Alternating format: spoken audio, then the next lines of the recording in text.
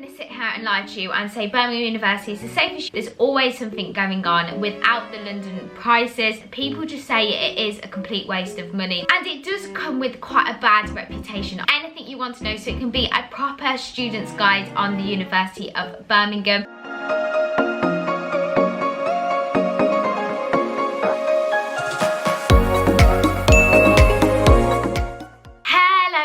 And welcome back to my channel. So I've been getting so many messages recently about whether or not I like Birmingham Uni, whether I recommend it, whether the medical school's good, whether it's a safe university, and I thought I would just answer all of your questions in one video and give you a complete guide to the University of Birmingham. For those of you who don't know, I am about to finish my first year studying medicine at the University of Birmingham, which has come around so fast, but I also live really near the city of Birmingham, so I do know it pretty well. I really do hope you like the sound of today's video, and if you do, then please give it a big thumbs up, and it would also mean the world if you decided to stick around and subscribe for more Uni of Birmingham and medicine content. It literally takes 2 seconds to hit that subscribe button and join the little family we have going on here. What I did is headed over to my Instagram to get all of your questions, and we have got quite a few. So what I'm going to do is stick them all in the timestamp below, so you can skip to exactly the question you want to know the answer to. And we're going to get started with the medicine questions now, and then get on to the general uni questions after. And make sure you stick around till the end, because I promise you all of these are going to help you out so much when deciding on whether or not Birmingham University is the right uni for you. The first one is a pretty easy one, and that is what are the entry requirements for medicine, and that is AAA. It did used to be A-star AA before I applied, and then they changed it to AAA, and it also says on the website that you need AAB as your predicted, and you also do need biology and chemistry, which does vary between some medical schools. Sometimes you don't need biology and chemistry, however a lot of them do need this, so this isn't uncommon to need biology and chemistry A level. The next question was, do you get a lot of early clinical experience at Birmingham Medical School?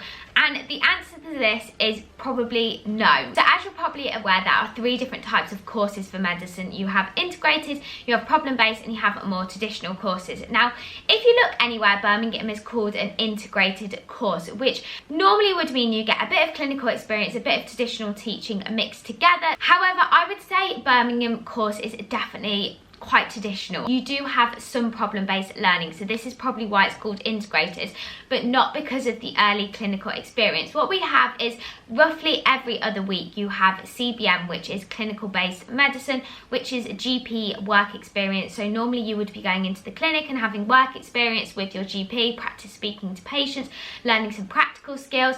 However, there isn't a lot of early clinical experience. You are more kind of waiting for your 3rd year where placements really start. There are definitely pros and cons of this. For me, I do actually really like the fact you can concentrate on the learning side and the theory behind it before having to worry about applying it too much. The downside is you can kind of forget you're doing a medicine course, especially the weeks where you haven't got clinical placement. You've just got to think what's going to work best for your learning style, and is that something that suits you? The next question is, I'm going to start medicine in September. Is it going to be a big jump up from A levels? And I think for me it definitely was compiled of the fact that I took 2 years and had forgotten quite a lot of what I've learned, and also forgot how to learn, which has its pros and cons, because you'll quickly find university learning is incredibly different to A levels. No matter what course you take, the learning style is so different. Having all of these lectures is so different to your teacher just teaching you with a whiteboard, waiting for you to write your notes, going at a pace to suit the whole class. There is nothing like that at university. The lecturers just lecture. There's no pausing, there's no stopping, there's no asking questions till the end. Lecturers and teachers are just very, very different, and you'll soon get the hang of that. And you will also have to learn just a different way of writing notes, a different way of learning, a different way of coping with the amount of content.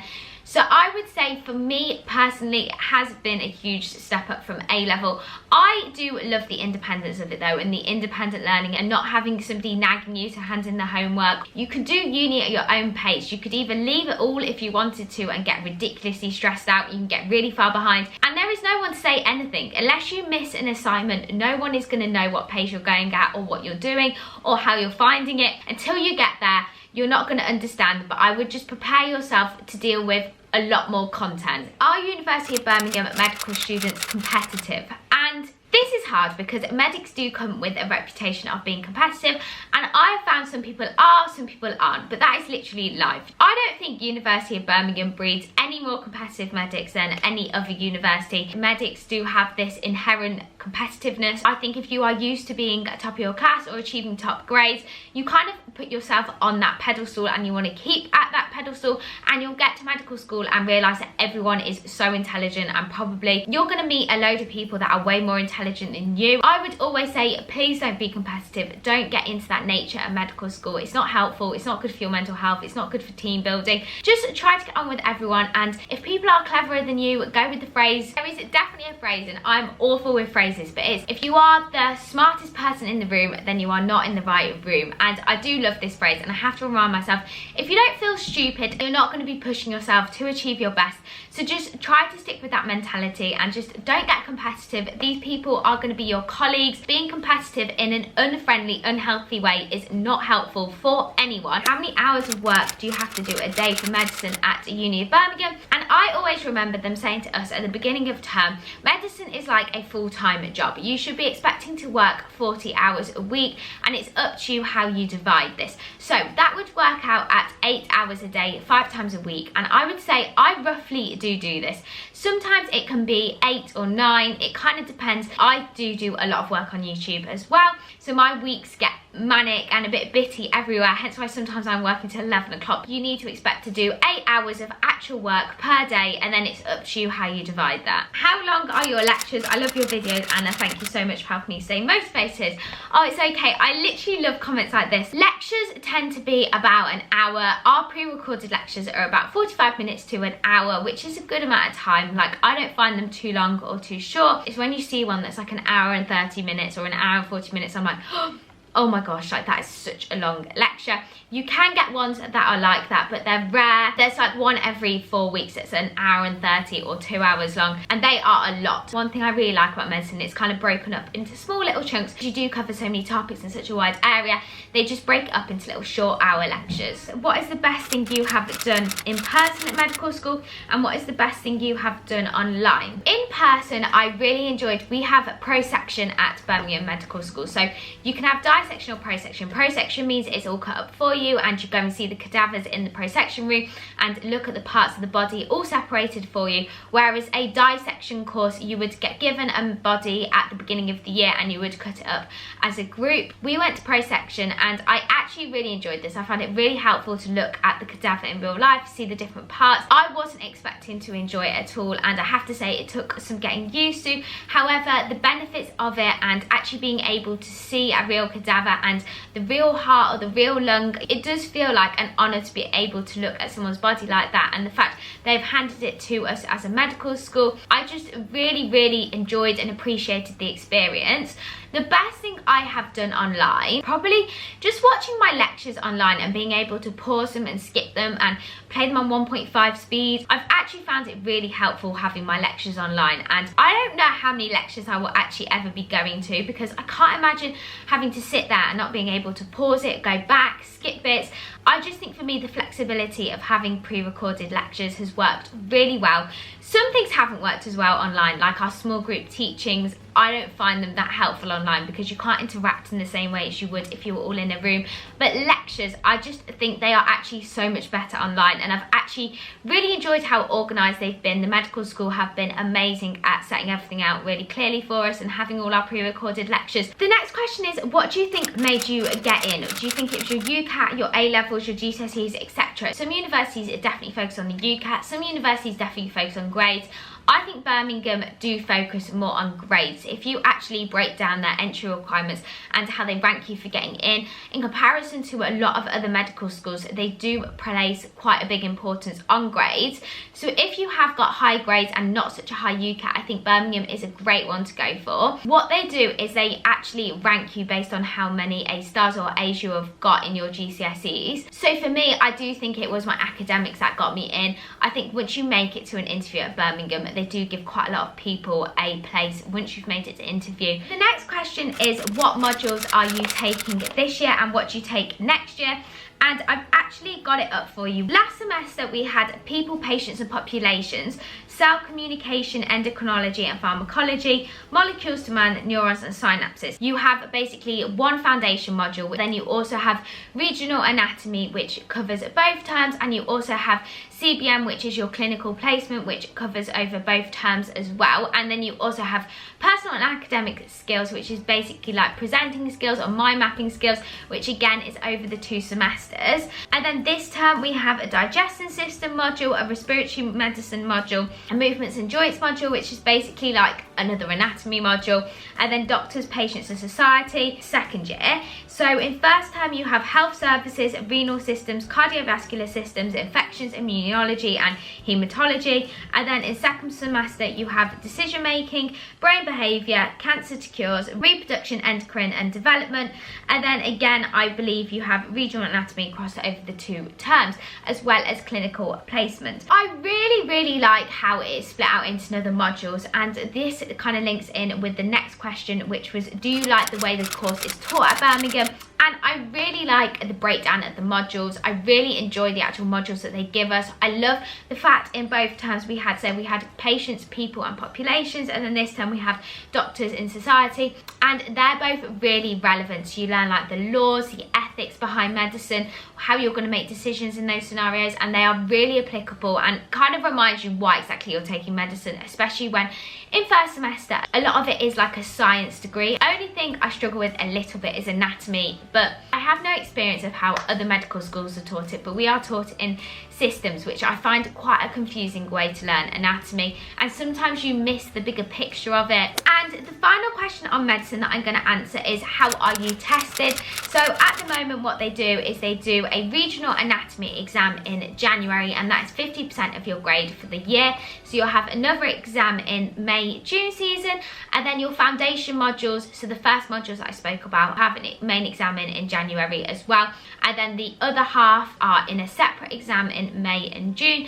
So they split them up quite nicely between January and June. When I was applying to medical school, I really wanted a medical school that only did exams in May and June, so I only had to revise during one holiday. However, having experienced how much content there is, I am so happy they break it up in half, because I think it would be overwhelming to try to study everything for the one exam. So like now I just write my flashcards, and I wouldn't have been doing that if I hadn't have been tested in January. So yeah, you have 2 sets of main exams, the January exams and the May-June exams. So now we are on to the main Birmingham questions, and I'm going to start with, why did you choose Birmingham over other universities like Leicester or Bristol? So I just love Birmingham campus. I have to say, I think that is a big part of why I chose Birmingham.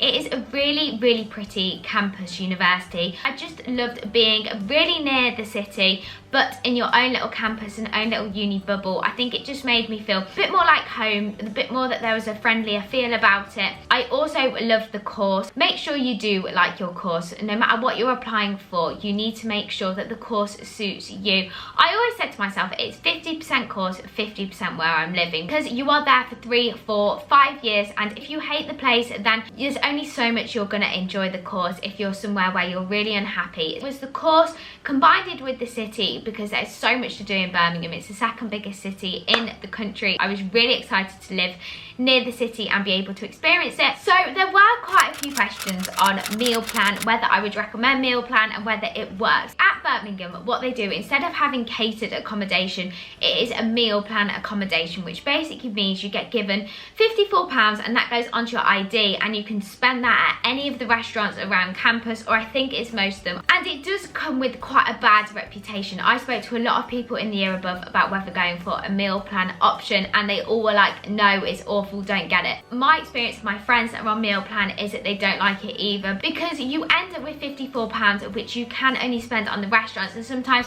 they don't do the food that you want, they're not open at a certain time, you don't like the food, and you end up still spending some money on a food shop anyway and having money left over on your card. And people just say it is a complete waste of money. They would rather just be cooking for themselves, and it also kind of loses the social aspect of catering.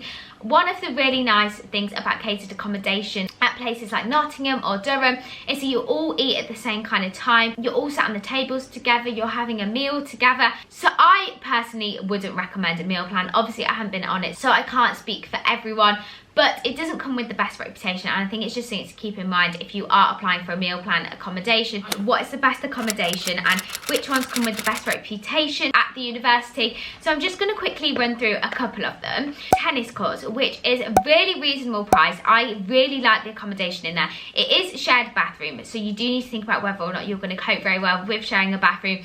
Comes with its pros and cons. People that are in shared bathrooms do tend to be more sociable. However, it can be noisier, and you also haven't got your own little space. I'm in an ensuite, and I love that when I shut my door in the evening, I don't need to come out. I just know I'm in my own little bubble.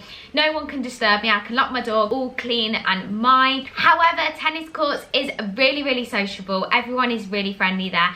It's kind of got a little bit of a party rep, I would say.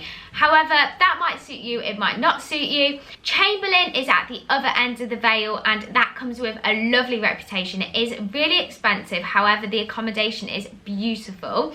It is ensuite, the kitchens are huge, like you honestly can't fault it. It is also renowned for being quite sociable as well. Everyone there is really friendly, so that has a really good reputation. Another one that I would say comes with a good reputation is Shackleton, right in the middle of the Vale, and this one is supposed to be really sociable. It is a really nice accommodation as well. However, this one is on meal plan, so it's whether or not you want to be on meal plan. If you do want a more detailed video on all of the accommodations at University of Birmingham, then definitely let me know in the comments, and I would love to make something on that. The next question is there lots to do around Birmingham? What are the restaurants and the nightlife like? I've been brought up going to Birmingham. I love the city, hence why I didn't want to move very far away. Just in my opinion, no city actually compares to Birmingham. I just love it. First of all, you have the main city centre where you've got the Bull Ring, which has loads of shops, loads of restaurants. It doesn't have a Jamie Oliver's anymore because it is shut down, which used to be one of my favourite places, so I'm very sad that's not there. But you have every other restaurant. You've got Nando's. There's this amazing restaurant called Tattoo, which is very expensive but so nice. You've got Zzz's, you've got Bella Italia,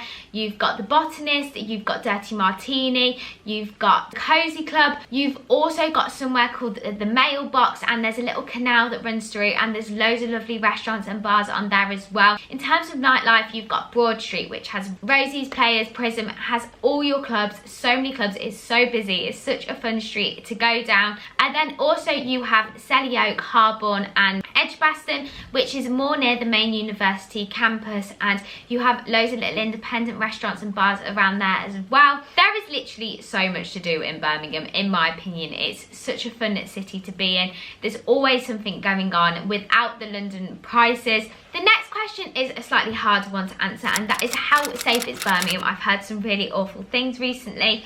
I'm not going to sit here and lie to you and say Birmingham University is the safest university in the world. You're absolutely fine if you do whatever you like, because that would just be a lie. I think with any big city university, you need to be aware, whether that is Leeds, Nottingham, Bristol, you do need to be aware of safety. You are living in a city, you are a student, you are automatically a bit more of a target, and thefts do happen, especially in Selly Oak, which is where a lot of the second and third years live. It's just off campus, and it is not the safest area. I come from near Birmingham, and I've heard of the reputation of Selly Oak. That is not me wanting to alarm you, that is just me being honest, that you need to go in with your eyes open, that you are living in a big city, and it does come with a reputation for being not dangerous, but more crime does happen in Birmingham. However, it can happen anywhere. It just means you need to be more aware. Like, I wouldn't want to walk anywhere really on my own in the dark. You also just want to be aware of locking your doors. Students seem to have this thing for not locking doors, and I just think it's just not a good idea. However, the university do take this really seriously, and especially on campus, there's always security around. There's a lot of police around, and it is something they are aware of, and they do really look after you.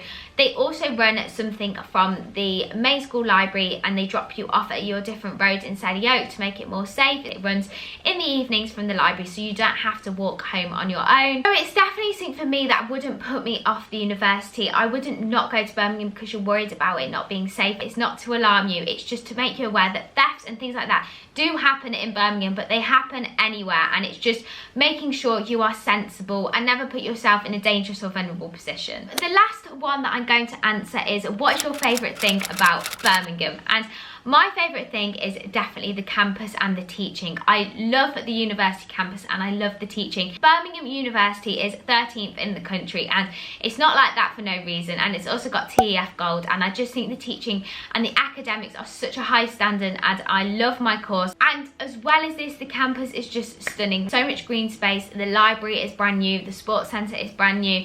It's just a beautiful campus and a really friendly place to be because it's quite small and everything is really near to everything. The medical school is 10 minutes from the main library, 10 minutes from my accommodation, 10 minutes from the shops. Everything is so near. You always bump into someone that you know.